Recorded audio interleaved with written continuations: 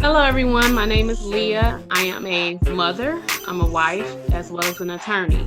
I've been practicing law for about 17 years now, and right now I'm an advisor for a government agency.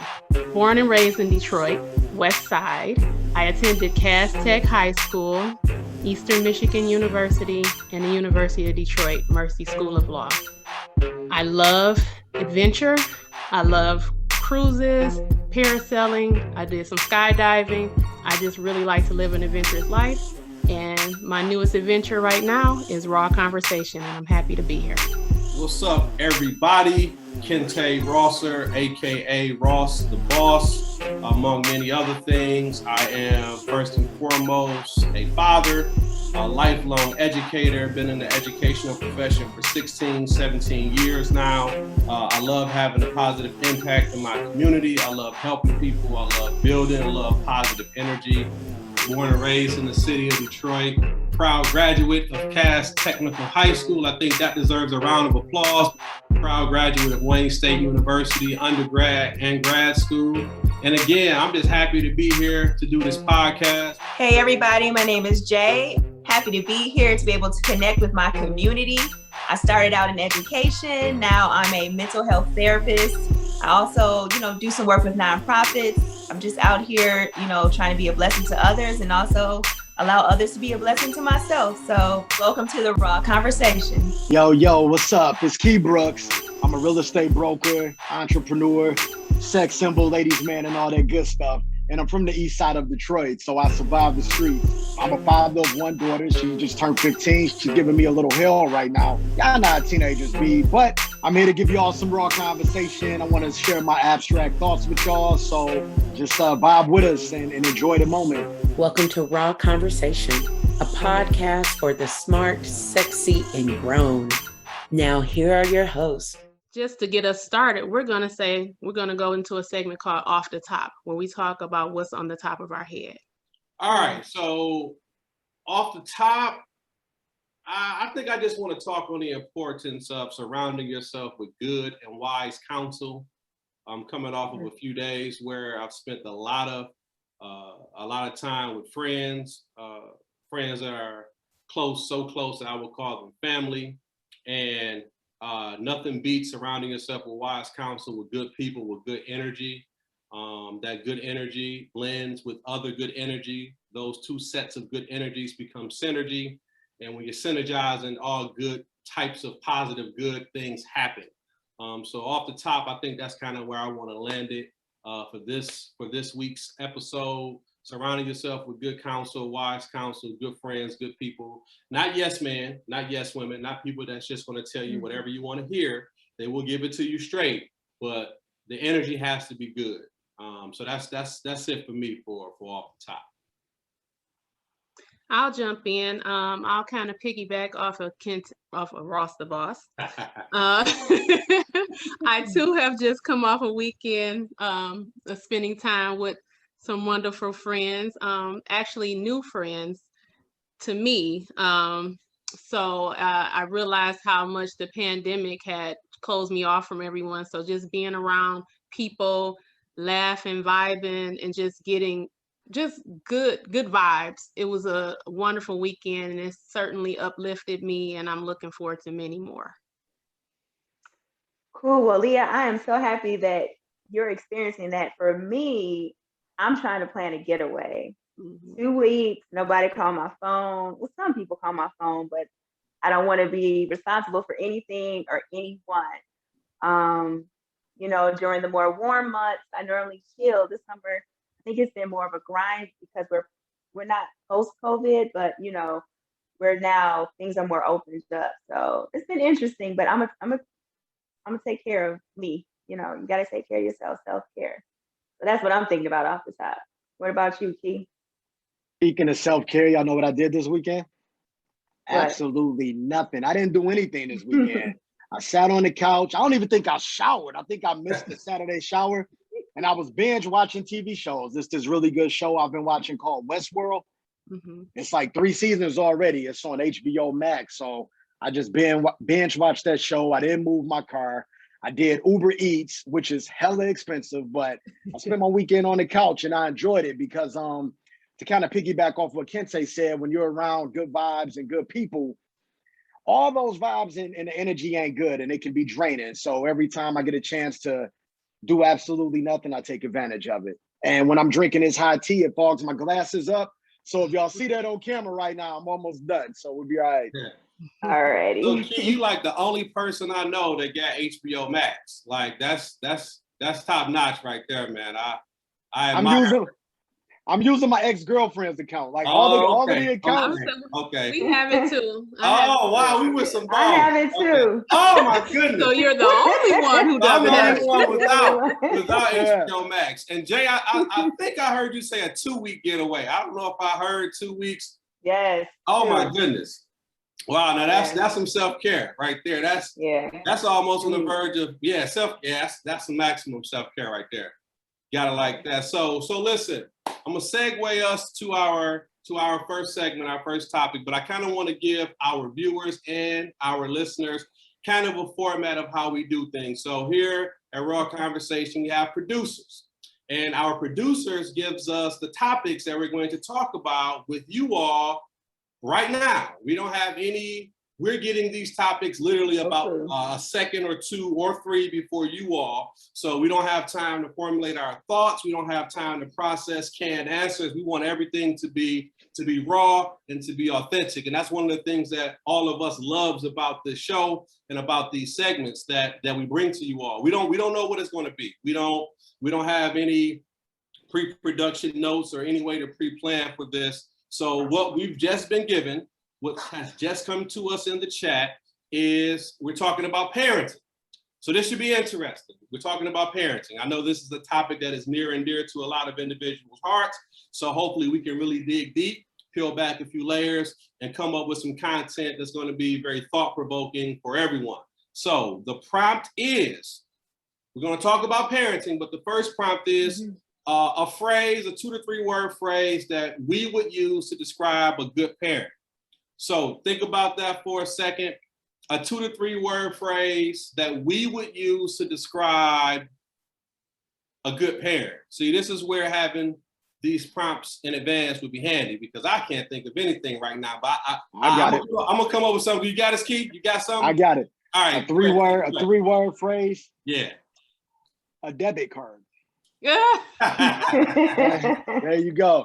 I got a 15-year-old daughter, and yeah, she's expensive. And then she has an older sister. I call her my bonus daughter.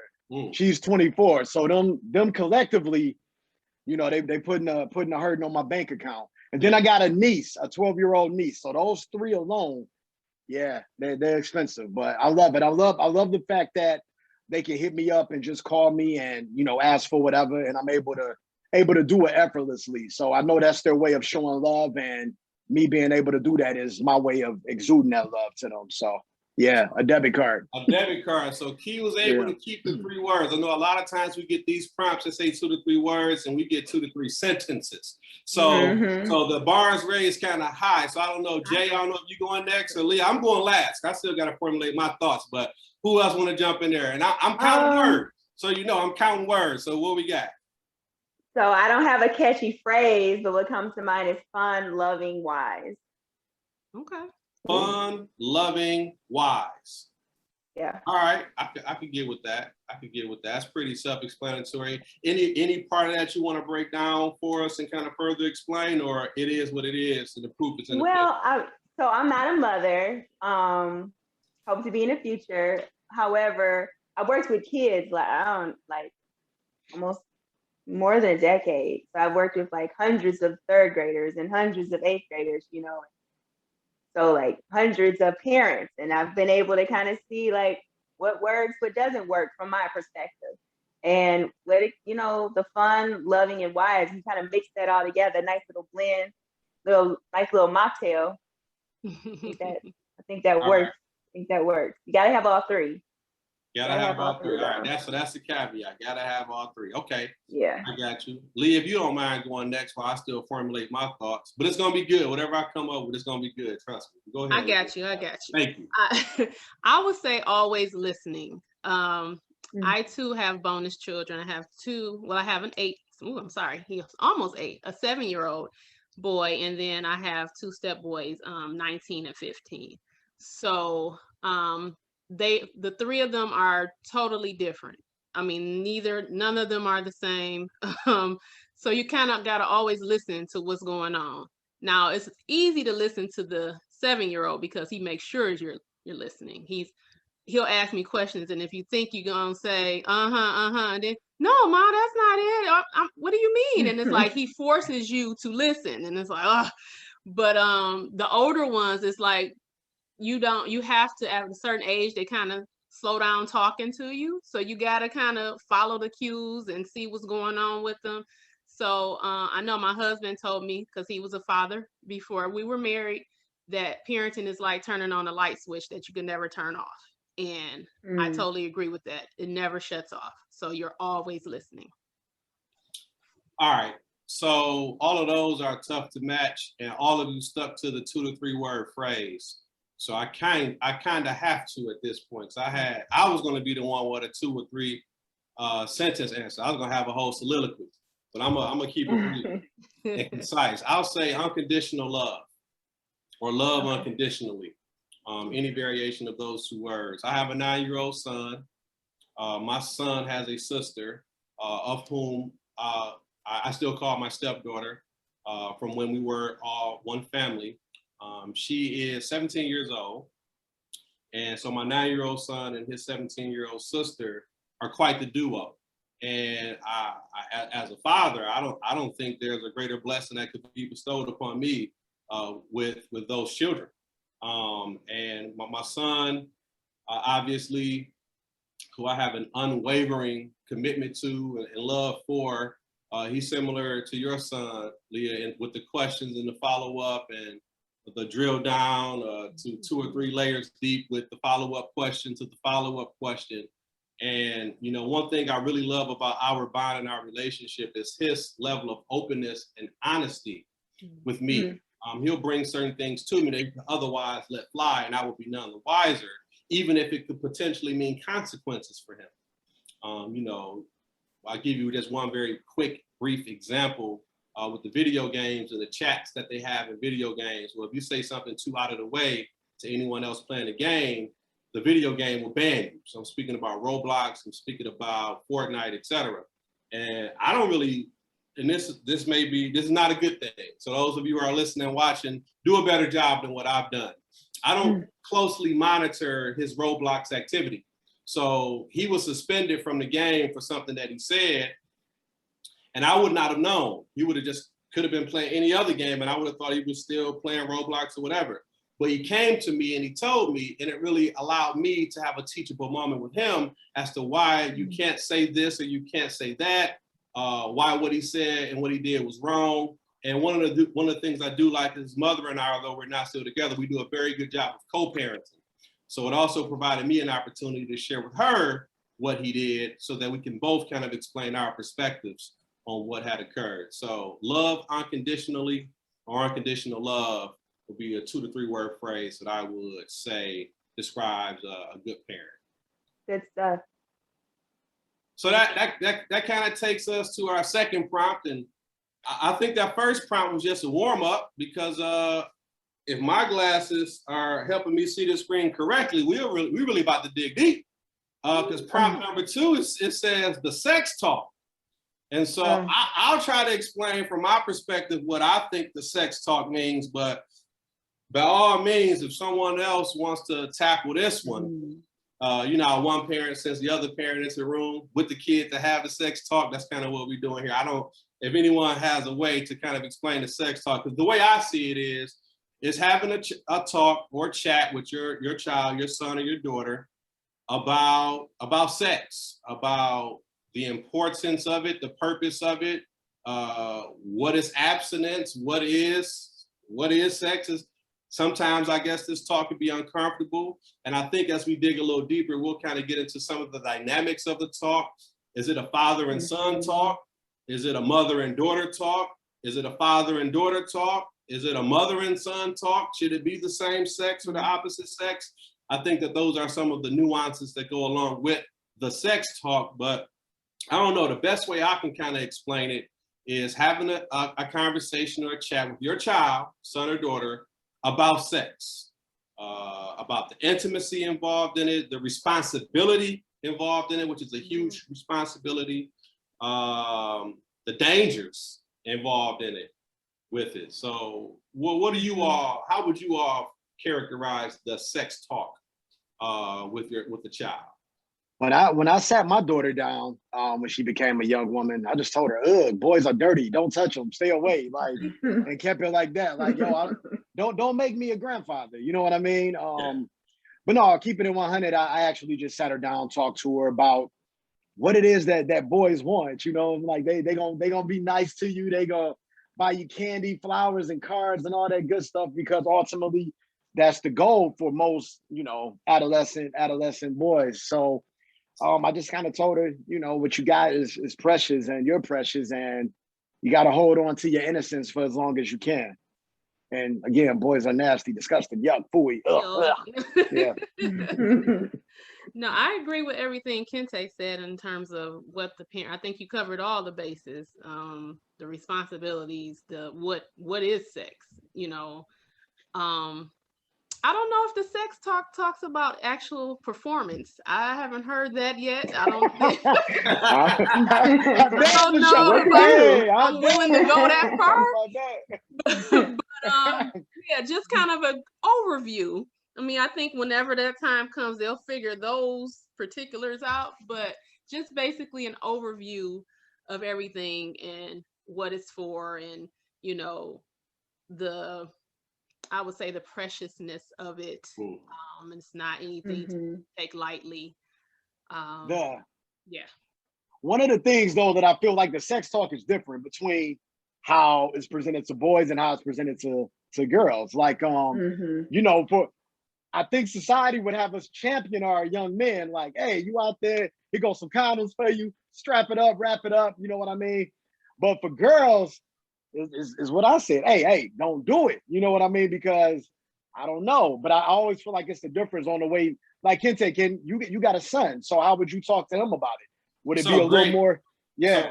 So great question. So this, and my answer kind of takes us to at what age do you have that talk? So my son is 9, and my son turned 9 in September, and to my surprise, and maybe I was asleep at the wheel, his mother calls me right around his birthday and say, "Hey, I think it's time for you to have a talk with Junior." And I'm like, "The talk with Junior? He's 9 years old." And so she's like, "Yeah, I think it's time." And so she also said that he alluded to her that he wanted to have the talk. So I did what many of us would do, is I sought wise counsel. I have an older brother who is a very good role model for me. He's a lot older than me. He's 12 years older than me. So I've taken a lot of my cues in life from him. And my older brother has a teenage son. And so he's 13. And so I said, "Hey, and when did you have a talk with your son?" He said, "I've been having a talk with him ever since around the age of 8. And I have it with him frequently. And I have it with him all the time. And I give him a whole bunch of different, we cover a whole bunch of topics in there. We cover relationships, girlfriends, heartbreak, how to get over it. What happens if one of your homeboys talk to your girl, or all a myriad of topics." And so I'm thinking like, wow, 9 years old. I know for a fact I didn't have to talk at 9. I know for a fact I didn't. But I also understood his perspective and my son's mother's perspective as to why the talk should happen now. So it wasn't easy though. And so I had what I think, as my brother kind of explained, what at that time was the first of several conversations, because there's so many things to cover in one sitting. You really can't get to it all without the kid or you being overwhelmed. So we covered a few things. And not to brag, I think my son's a very bright guy, very bright young man. So some of this he came to the table with a few things already figured out. And come to find out, his school had some prerequisite conversations. And I was kind of surprised by that. Like, he's 3rd grade going to 4th. And I remember my school not having any of that until 5th grade at least, and obviously not even going deep then. So some of these things he already had figured out, and I was able to kind of just touch on them a cursory view, if you will, and then some of the stuff I had to kind of go into a little more detail. Yeah, I think that's a good approach, a wise approach, because me growing up, my parents, I don't remember ever being like sat down to talk, birds and the bees. You know, I think it was more organic. I think as I had questions, I would ask, and I would ask my parents one thing and maybe my cousin something else. I remember watching Roseanne, and it was this big thing about a period. And in my innocent head, I'm like, what's up? A period? Like punctuation? Like what's going on? Like why is it so bad? Or not bad, but why is it this whole big deal? And then that's when my dad explained to me about a period. So that's when I knew about, a woman when, she starts her cycle. But the thing is that society is going to teach your children.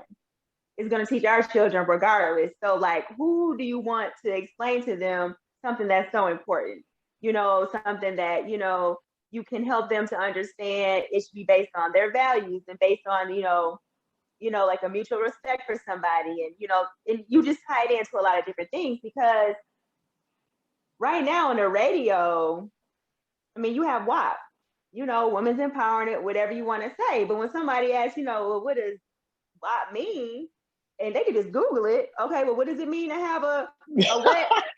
Like, what does that mean? I mean, so you have to get in front of it, because it's important. It's beautiful. It brings life, but it also brings death.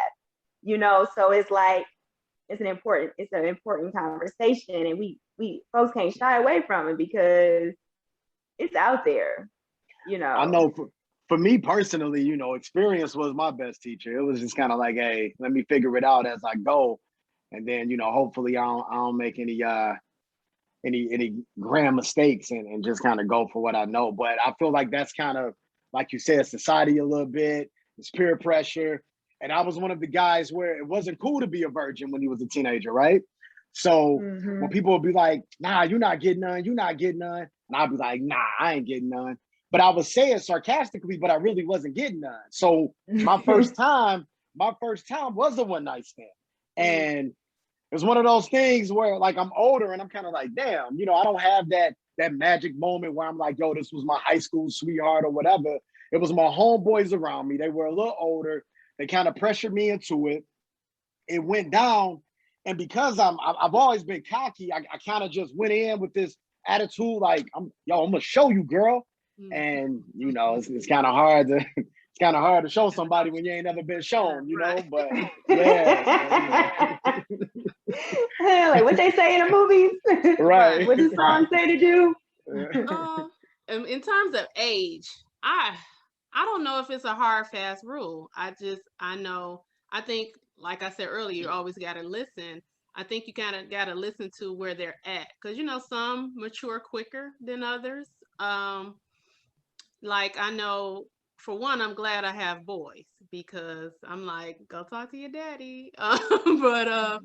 But I know with my son in particular, I made sure that he knows the body parts, male and female. I may say certain things, just on his level, because I don't want to introduce him to too much too quick. But in the same breath, like Jay said, you don't want necessarily society teaching them everything. So I kind of listen to where he's at. I know some of the video games. My son is on Roblox too, so he sees some things, and he's at that age now that if he sees like some curse words or whatever, he'll know I'm not supposed to be on here. But I know at some point, it turns, and they like, I'm not supposed to be doing this, but I'm gonna do it. So I'm trying to kind of pay attention enough to see those times, but I don't know what age. And I just think each child is different. Yeah. And for me, I don't like, Jay said, I don't remember having just a sit down conversation of, okay, let me tell you everything. Obviously, as a woman, you had that conversation when your cycle starts, but outside of that, I think I had a boyfriend. My mom was just like, "We going to put you on birth control," and I'm like, that was my conversation. So it wasn't, it wasn't no kind of. You gotta read the condom. The condom show you everything to do. Like it give you the full instructions. I don't think anybody reads it. I think you just open it up, boom, put it on, and you go. But if you read, if you read, it prepare you. So I used to read condoms all the time. So I was wondering, I was debating whether or not I would share this. It's not anything salacious or anything deep, but it is something personal. So hey, you gonna quit using all these big words? I ain't no. I'm just pulling that shit. I'm just pulling them out the sky. I don't even know if I'm using them properly.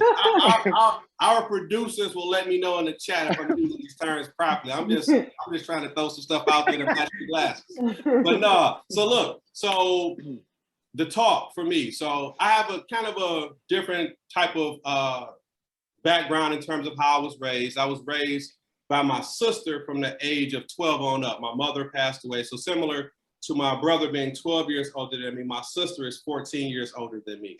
So my sister kind of inherited the parenting responsibilities of me being a 12-year-old boy after our mother passed away.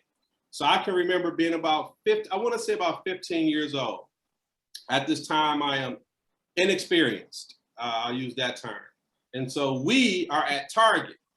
And so although I'm inexperienced, I'm thinking I might be getting kind of close. So as we are in Target, I am actually, with my own money, purchasing some condoms. And whereas typically that's done kind of privately, I did it in a manner as for it to be seen to kind of spark the conversation. I did not get the response that I thought I would get. She was very upset. Thought, and she looked at my age, a few factors, and was very upset. And so she then commissioned my brother to have the conversation with me. And so I'm thinking, all right, cool, big bro, he about to give me some pointers. And we're gonna high five at the end of this conversation. But that wasn't the case either. He did give me some pointers, but it was in a very firm, responsible manner. It wasn't, all right, big fella, okay, I see you out here. It was, okay, this is a lot of responsibility you're taking on, so on and so forth. And so, although it was an unconventional way to kind of enter the talk, if you will, and probably later than the talk should probably be given. If I'm already starting this with my son at the age of 9, and here I am at the age of 15, having the talk with, a responsible adult, probably should have been a little bit sooner, but it was perfect time. It was a good conversation. I walked away with a pretty good understanding, but it was just interesting to see those dynamics. My sister was upset, but although she was upset, she kind of handed it off to someone who she felt would be more capable to have that conversation with me, and I think it went well. So I thought that was fair. I just want to commend you for buying condoms at Target, because that's expensive. With your sister. I was always buying the single boys at the gas station, like me get one out the jar. The 3-box grab one for like a dollar. right? The ones that break easy, you know what I mean? But no, the Target condoms, that's super responsible right there. Yeah. So that brings us to our next prompt. Ross kind of talked about it a little bit, how his sister and his brother kind of had, didn't give him the talk that he thought they would. So do you think that the talk should be different based on gender roles? I mean, based on your gender, the child's gender. It depends on the parent to me. Like my mom's, it wasn't no talking with my mom's. Like, oh, you want to be out here?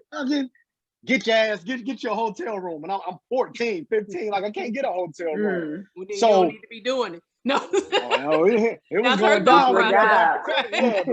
It was going, like, as long as one of my homeboys had a basement, or they had the parents that didn't care, they were the best friends. We take the girls to Jamal's crib, and Jamal had the finished basement, so we had a music playing, and we running them through like sex.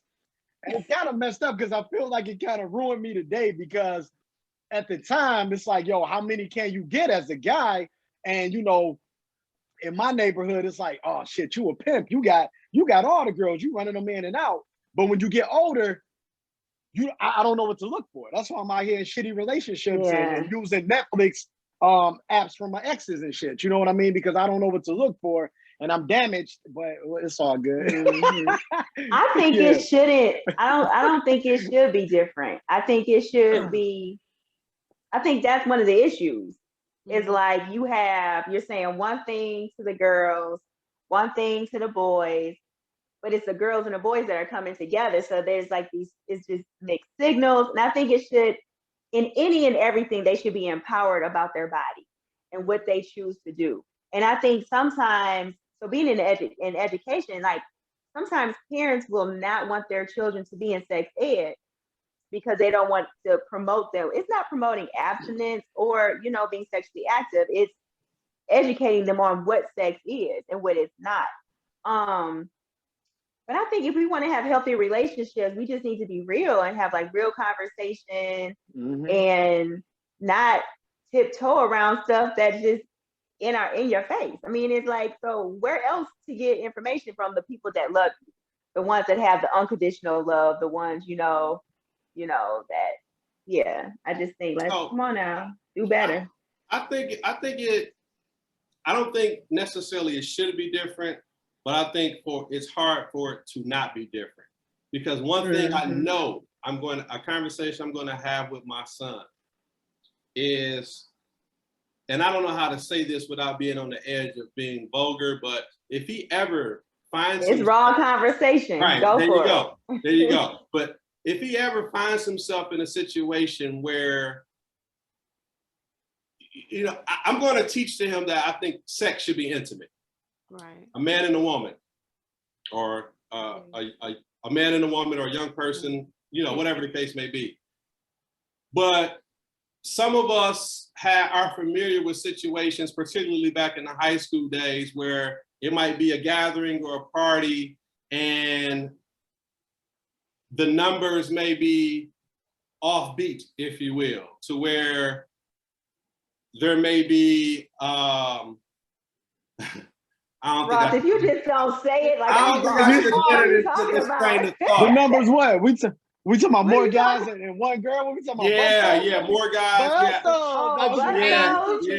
When all your friends, I know you like about 10 men. Yeah, listen, that is a recipe for disaster. It is. Oh, for sure. It is. And for whatever reason, unfortunately, it was kind of commonplace back in the day. I have no idea how common that may be nowadays. That was something that a lot of people, particularly guys, used to brag about. And I never subscribed to that philosophy. I never got down like that. I think it's one of the most dangerous scenarios that a person, in this instance, I'm speaking of a young man, can find himself in. Obviously, it's not. It's dangerous for the young lady as well. So that is a conversation I'll be sure to have with my son when I feel the time is right. There are certain landmines that you definitely want to avoid or stay away from because those things can really come back to bite you, and it can really be problematic. So and values, not to be pressured in. Go ahead. Not to feel pressured to do something because your friend group is doing it. I mean, like, that's really in everything when we're talking to young people, is for them to stand by the decisions that they're making. So it's like, I know people who women have gotten pregnant from that type of situation, and it's like, who's the father? I mean, it's very dangerous. So Well, I'm not gonna be the role model here because I participated in those things back in my day. I feel like it's experience, you know what I mean? At the time, it was just the cool shit to do. It's like, oh, you gonna let us all do it? And we strap up and we wear protection, and it was just some fun shit to do back then. Me, nowadays, I wouldn't encourage it, but I know things happen. So my approach with my child would be, if you're in this situation, just make sure you're protected, make sure that it's consensual and all of that good shit. But I know those situations happen, especially if I had a son and it's him and two girls. I mean, I don't see me telling my son not to engage. I just see me telling my son to make the best decision for the situation. Honestly, well, consent is important. Yeah, consent always. Consent is important, but we also at the beginning of the conversation, you talked about your daughter. and how you told her to stay away from it. Boys are ill. So you would have a different conversation with Absolutely. your Yeah, son than you would with your daughter. I would tell my Why? son, enjoy Why the though? adventure, son. Enjoy the adventure. I don't know, but I tell my daughter, don't be a hoe. Like, you don't be the busto. Don't be that. You know what I mean? But my son, engage if it's something that you're willing to do. And that's just, Engage I don't with know. hoes. So Because I feel like women provide access to it, right? So you can only, if a woman's allowing you to do it and you're interested in doing it, then, you know, go for what you know. A lot as of long as times she everybody- feels pressured into it though. Yeah. I don't know. Yeah. It's well, maybe- I would, you know, I'm speaking personally. Okay. I think you're putting your son in that situation, a very dangerous situation. Mm-hmm. And this is not to take away from the danger that the lady is exposed to either. I don't want any of our viewers or listeners to think that, you know, my view or perspective is lopsided or one way, but as a father of a son, you know, I'm just speaking of advice that I would equip my son with, and that is to not put yourself in those scenarios. And frankly, if you ever find yourself in such a scenario, remove yourself from that immediately, because, you know, not even looking at the morality of the situation, let's look at the legal side of it. You know, what happens a month from now or 2 weeks from now if someone, you know, feels violated? Mm-hmm. You know, and in that particular instance, you know, you have potentially multiple violations. And I would hate for my son's name to be among the ranks of potential violators of what. But that could happen. That could be one-on-one, and somebody could feel violated. That's why I said consent is always important. You know, I think I'm just realistic, and I'm just like, I know shit happens. So I would want my son to be prepared for it. Like, look, if this is what you're gonna do it well. Yeah. And if, you know, like I said, just my daughter, hell no. Like, don't be the bus though. It's that simple for me. You're right. That could happen one-on-one. But I think some of that may be mitigated if the odds are more in your favor. If it's not a 2-on-1 or a 3-on-1, I think if it's a 1-on-1 consensual, I think it mitigates some of that. You know, and more importantly, if it's and you know, I'm not saying that, you know, these kids or our kids or teenagers will wait for the love and, you know, the commitment. Right. I think it's fair. Yeah. You know, I don't want to be unrealistic. Some of that is far-fetched and fairy tale. It can happen. It does happen. But I also think that, you know, if the odds are more balanced, it kind of mitigates the possibility for some of that turmoil that we're talking about. So I'm going to translate what he's saying. He's saying that if there's like 5 guys and 1 female, like if it's just one-on-one, you know that there's consent. It's easier to have that conversation. But if it's like, well, I consented to the first 2, not the 3rd one, but then the 4th, you know, it gets tricky. And I will say, I don't hear of it as much, maybe because I'm kind of, you know, I'm older, but I don't really hear of cases as much. And I think it's because young boys are now getting that talk about how to be safe. And then Key, you brought some good things about consent and being protected, and Ross, you're bringing up some good things. I think boys are having these conversations more with folks, more of like how to protect them, because you see cases of it. I was gonna say, I think it's also because they see it on happening in real time with the different stars out there getting charged with certain things. So they're seeing that not only from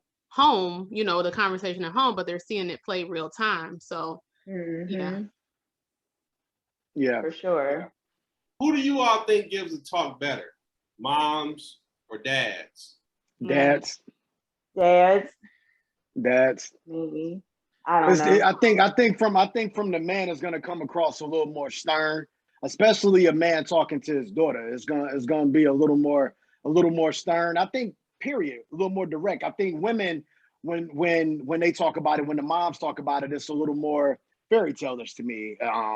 Going to talk about the emotional side of it, the sensitivity, pick the right guy, and truth be told, the right guy is going to happen, you know, numerous times throughout life. You know what I mean? So my approach is always make sure this is what you want to do. You know what I mean? That you're comfortable enough with this person to do it and don't feel pressured and all of that. And I would give that same advice to my son or daughter. You know what I mean? Just make sure this is what you want to do, and you know, that's that. Because you can't, not only are we gonna teach our kids or talk to our kids about that, it's too much shit on the internet. You got all of these, you got Pornhub and X videos and tastyblacks.com. Look at me running down my list. But Right. I'm saying, I'm running down the list, but I'm just saying there's so much exposure out there. So I think I'm a little more liberated when it comes to how I communicate with my daughter about things like that.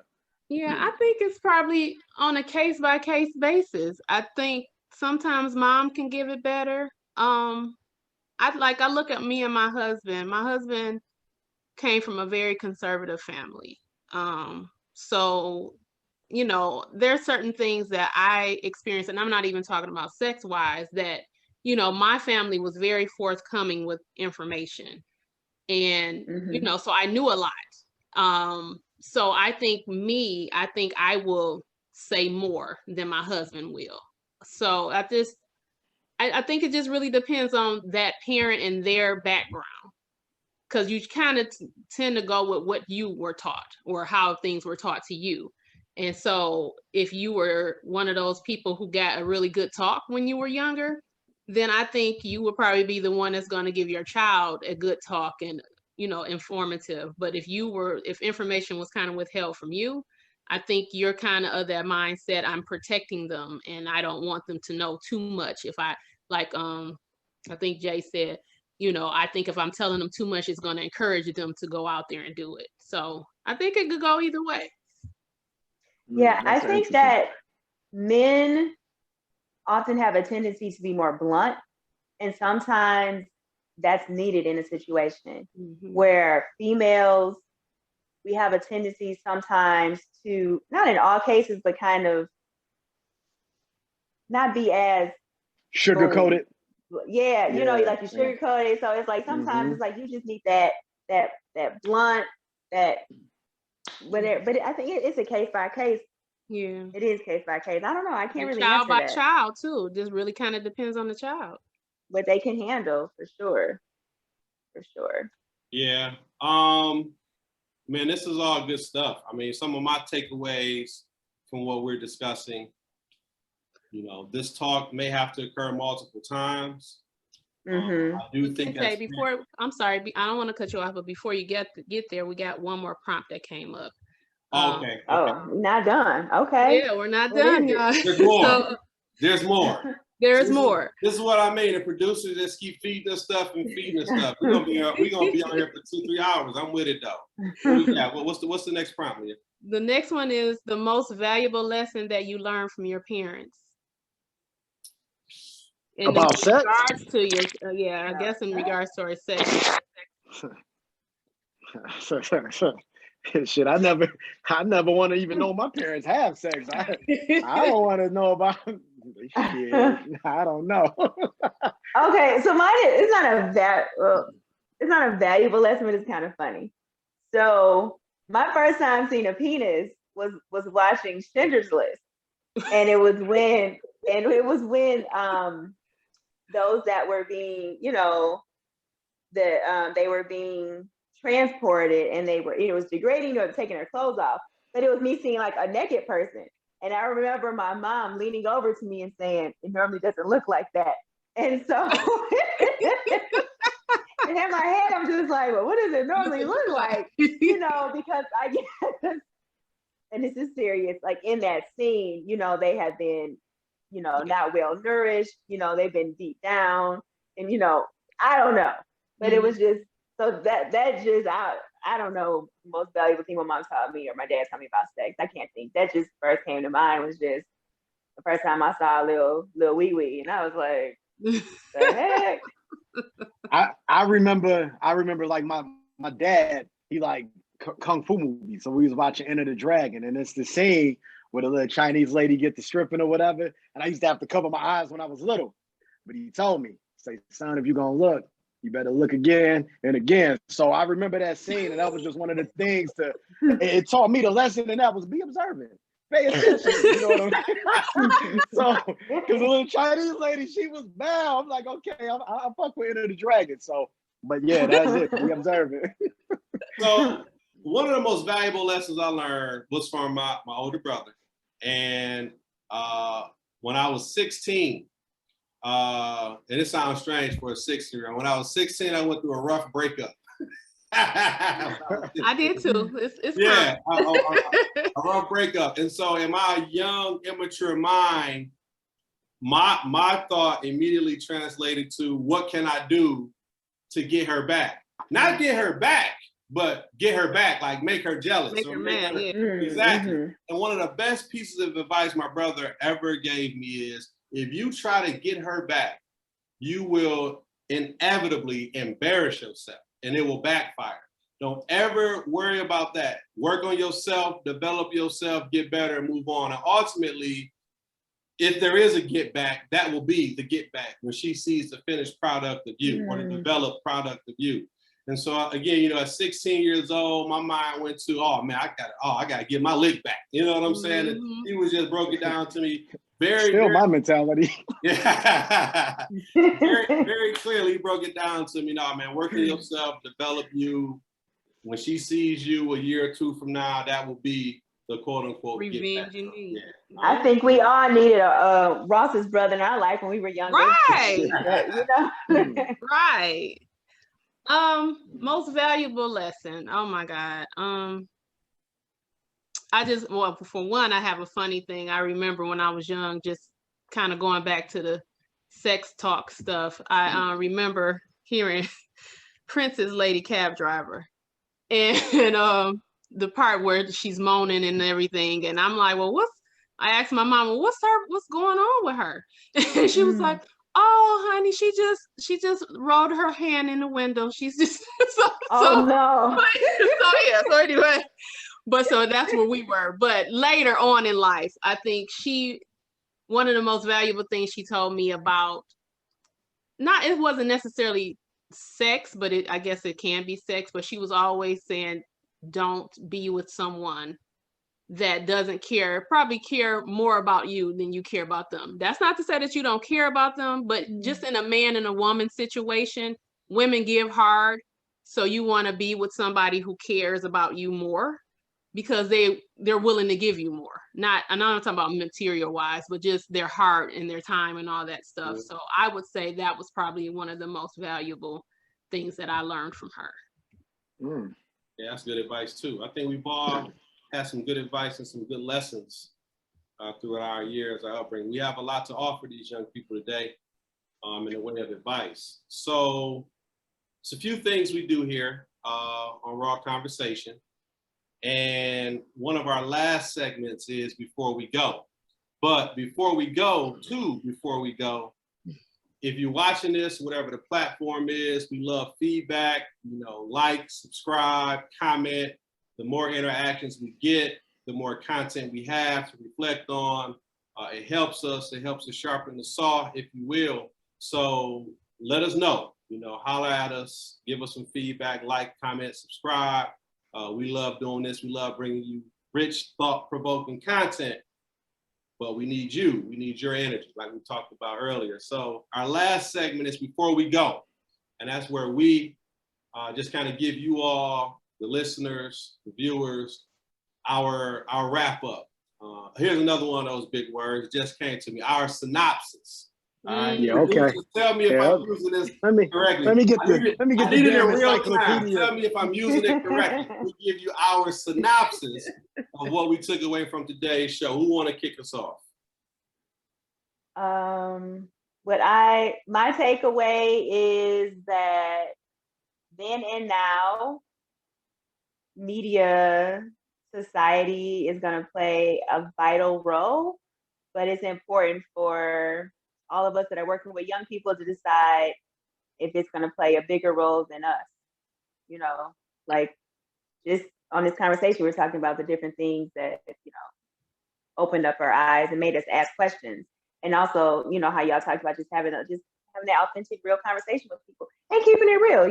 Key talks about, realistic situations and, being able to just talk. So being authentic and being aware of the day and the time, and how to approach. Yeah, I was gonna say the authentic, so I'm just gonna say be self-aware. You know what I mean? Know who you are.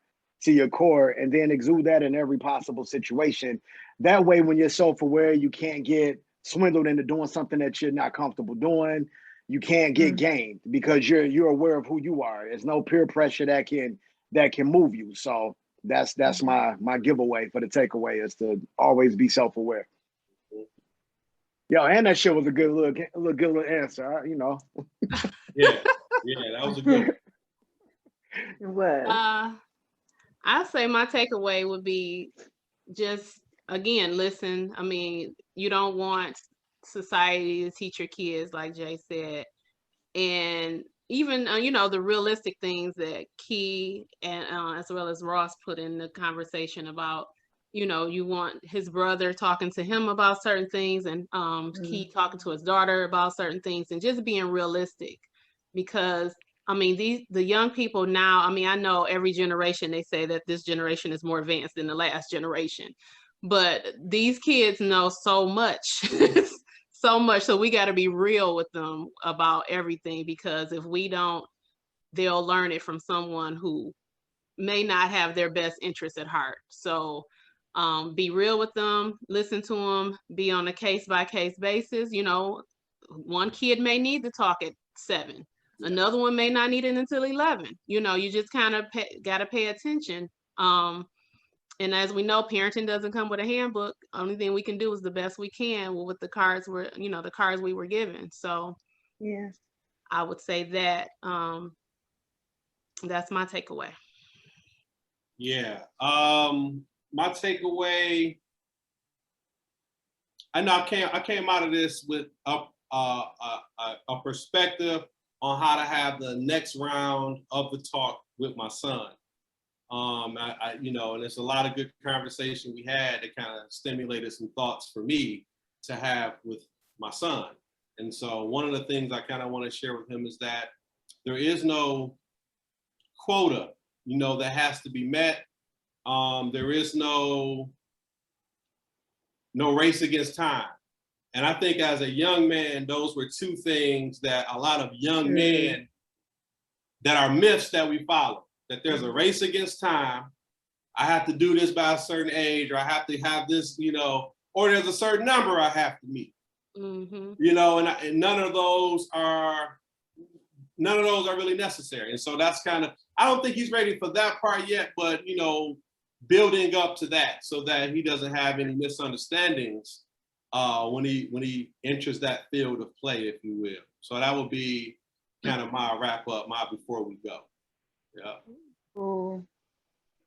Excited to hear more about you and your son's conversation. Yeah.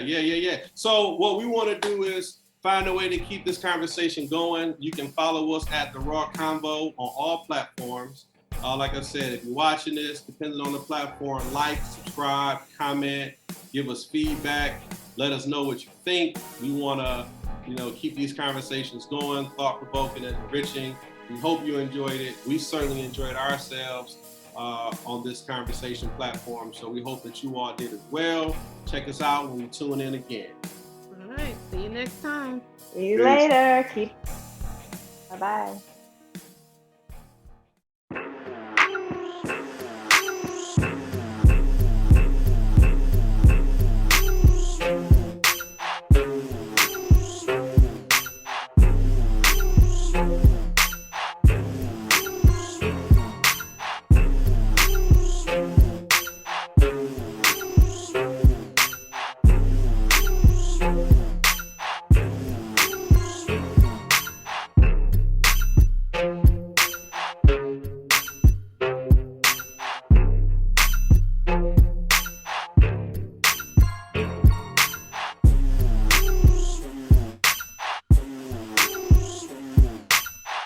You have just experienced a Dripping in Black production.